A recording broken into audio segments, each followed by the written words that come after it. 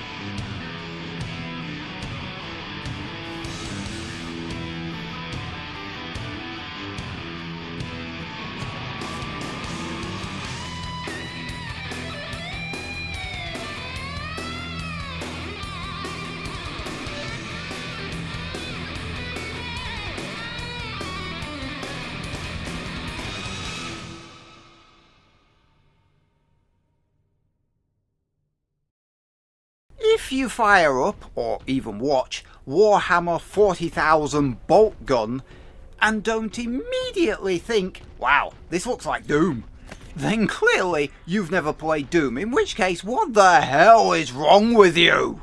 Yes, Boltgun is clearly a throwback to an earlier time, a time when enemies were flat and designed on an Etch-a-Sketch. When so many games these days are chasing awesome next-gen graphics and 4K resolution, you'd be forgiven for thinking games like this had no place anymore. Then a game like this comes out and makes you realise all that other stuff is bollocks.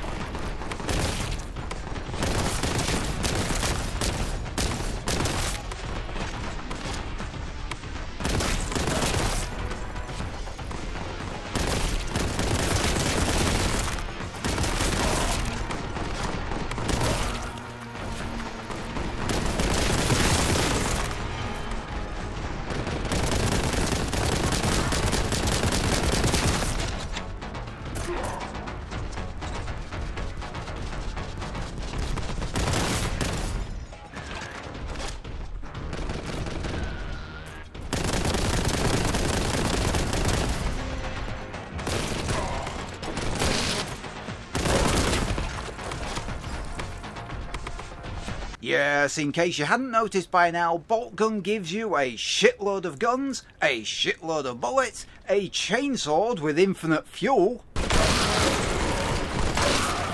Thank you!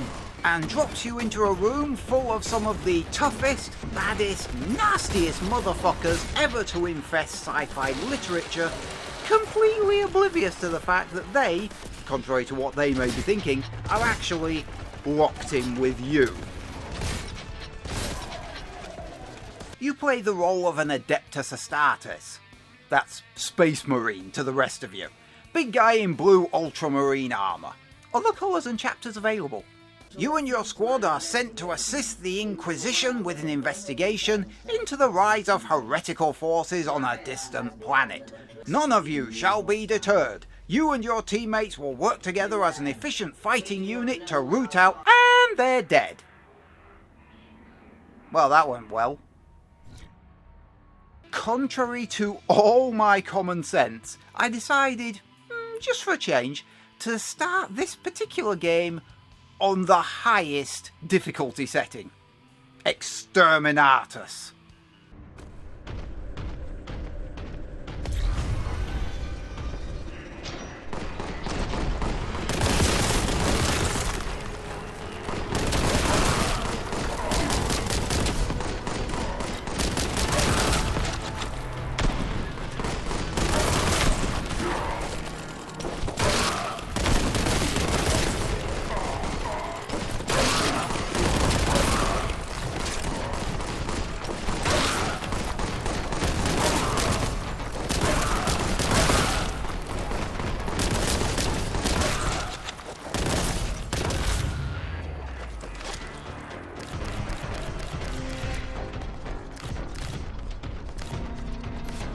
This is an old school inspired shooter. No, correction, it's a Doom inspired shooter. The original Doom, the health bar that doesn't regenerate, no sticking to cover like a wuss, legions of enemies to vaporise, an entire arsenal in your back pocket, a truckload of ammo in your backpack, and a variety of power-ups to take it beyond the next level.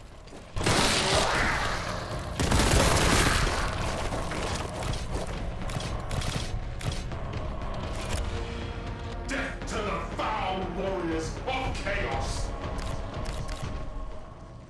And thank God it doesn't do what Doom Eternal does.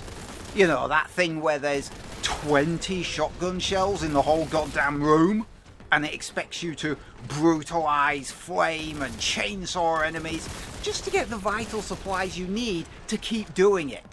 Just give me a room full of bad guys and bullets. Why complicate it? The amount of ammunition in each arena is enough to make the Doomslayer blush. And I'm pretty sure I've seen small health and armour supplies regenerating. Now, unlike most other first-person shooters, the melee attack is not mapped to the thumbstick. It's mapped to a trigger. It's regarded as one of your main attacks. It's much easier to use and a hell of a lot more satisfying.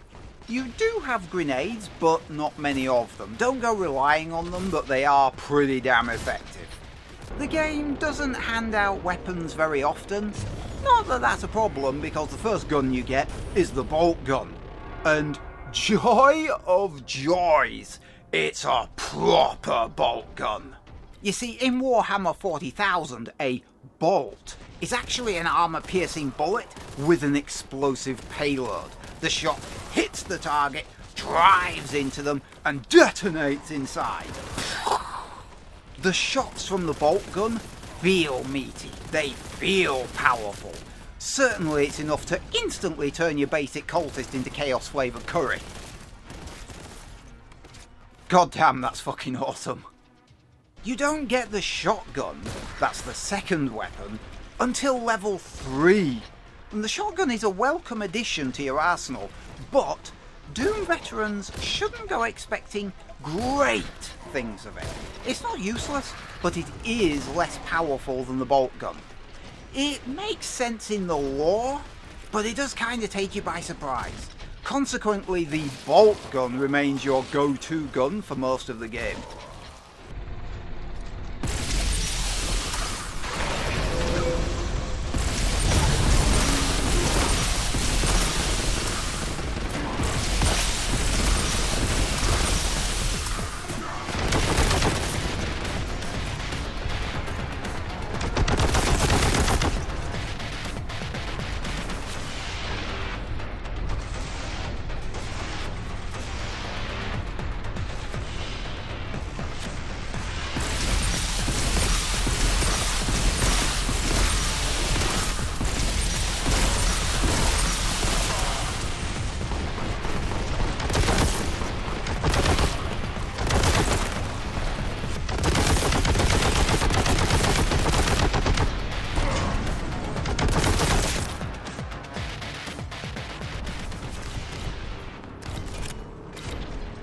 Fortunately, there's quite an array of other weapons you can pick up. There's a machine gun, a grenade launcher, a plasma gun, a heat cannon, and a couple of laser type weapons on offer as well. I mean, that's not what any of these weapons are called, but that's the easiest way to describe them to someone who isn't familiar with Warhammer 40k. Me personally, I was secretly hoping for a minigun and a flamethrower at some point, but you can't have everything, I suppose. They found awesome ways of incorporating other tabletop mechanics into this. Frag and crack grenades, you have a charge move, you have an ultimate style ability called Feel No Pain. There's a level later on in the game called Big Guns Never Tire, and the temporary bolt gun upgrades are called Kraken, Vengeance, Hellfire and Dragonfire clips, after the ammunition type they all contain. This game is big on locking you into what I personally call kill rooms. Purging the room of demons and heretics is the only way to unlock the way forwards.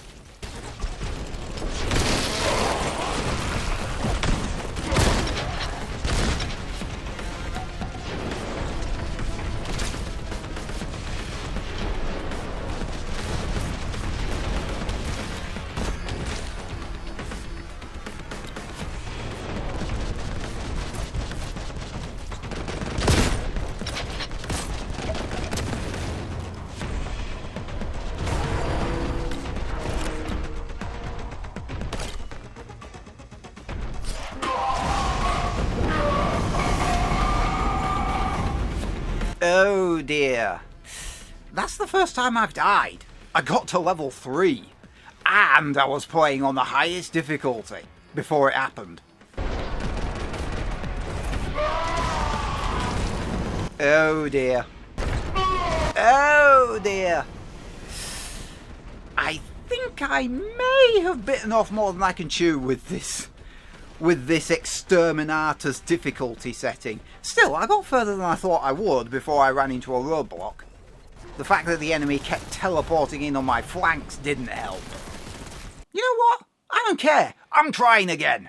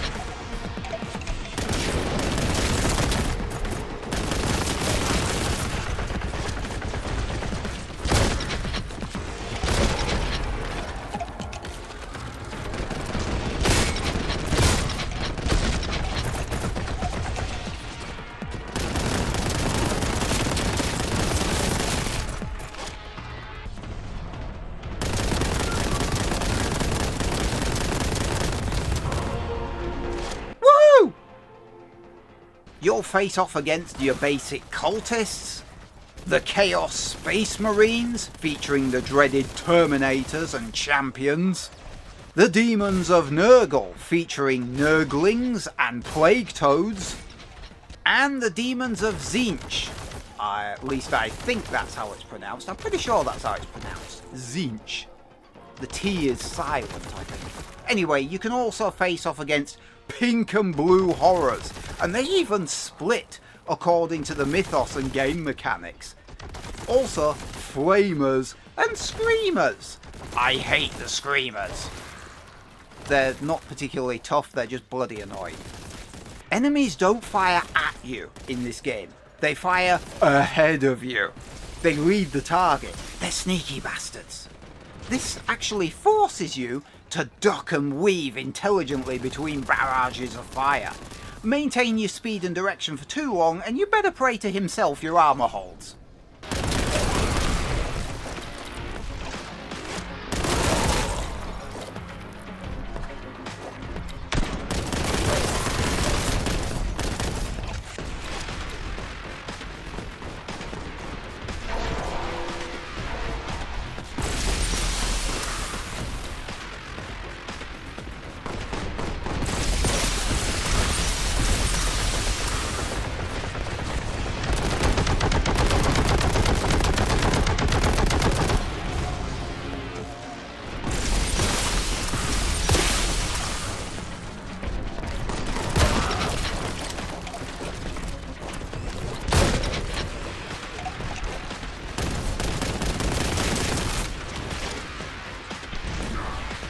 There aren't many bottomless pits in this game, but I'm honestly surprised when they did happen that I didn't fall down any of them in the middle of a hectic fight.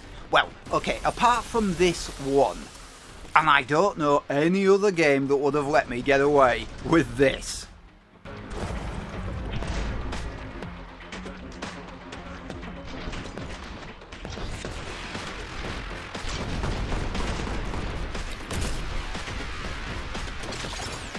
Platforming is simple, but exceptional. Oh shit, oh shit, oh shit! Lord of Change! Lord of Change! Even if you don't know what a Lord of Change is, look at it! It just looks like a badass boss. Picture a colourful cyber demon if he had wings and hurled magic instead of rockets. Apologies, by the way, if you're having trouble seeing him, but I'm desperately trying to not get incinerated. For his first attack, he hurls warp fire in every direction. But his second attack is a hit scan attack. That being an attack that lands instantly as soon as it's fired. And he is a perfect shot. No chance to dodge, and it hits hard. The only defense you have break the line of sight to him. Which means you can't hit him either. Truth be told though, I got to level 14 before I genuinely felt like I'd hit a roadblock. Critical health constantly and no health pickups anywhere. The game's earlier generosity suddenly nowhere to be found. Again, I remind you I was playing on the highest difficulty setting. I should probably play on the easiest setting just so you can see it, huh?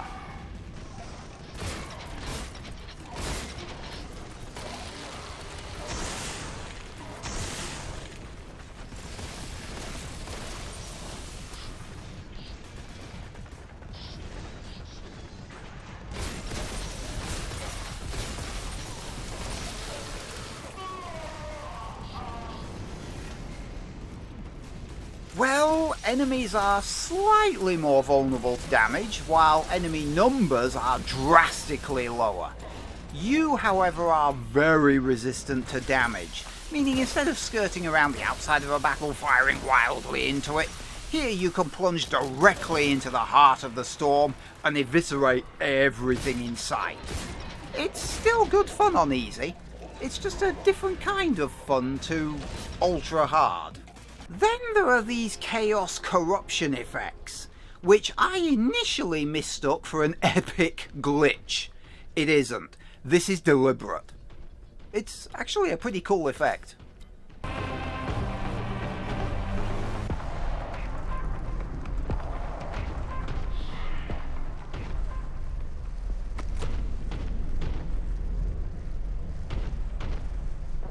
And speaking of cool effects, as you're diving down corridors, running through rooms, shooting everything that blinks at you in a funny way, it's easy to overlook your surroundings. But every so often, you walk into a room, and then 15 seconds later, you have to pick your jaw up off the floor.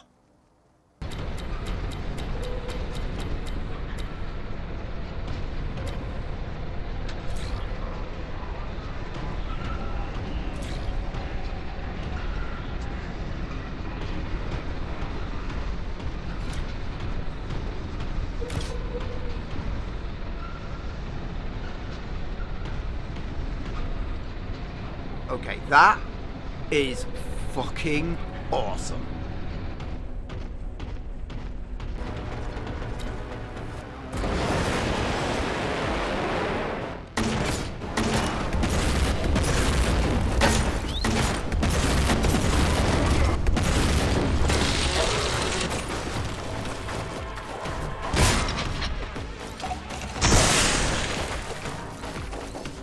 There are a few mazes in this game.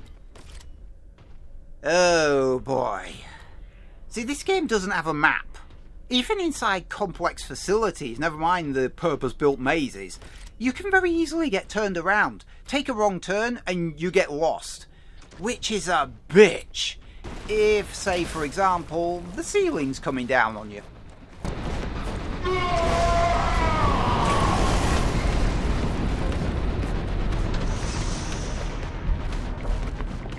Yeah, there are some traps. They are very rare and usually fairly simple. They're usually just a bloody irritant.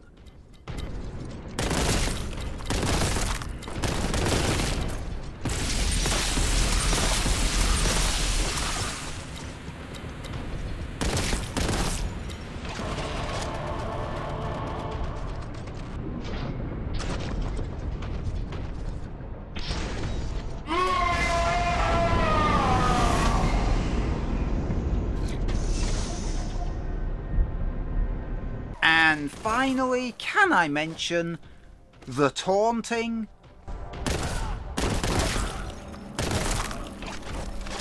I am an executioner of the Emperor. And the idle animation.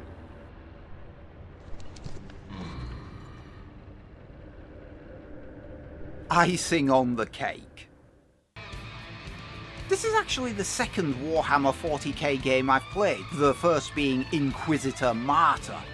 There are plenty of others, loads of them in fact, but they're usually created by smaller developers. I don't know why, because Warhammer is doing very well. What with everyone shutting through the pandemic and the 10th edition freshly released into the wild. Do video game developers have a thing against tabletop tie-ins? In the same way that everybody kind of has a thing against movie tie-in video games? Dead on Arrival? Is that how they see these things? I don't know. Regardless, Boltgun sculpts itself very heavily on Doom, then slavers on the Warhammer paint. It doesn't get much better than this.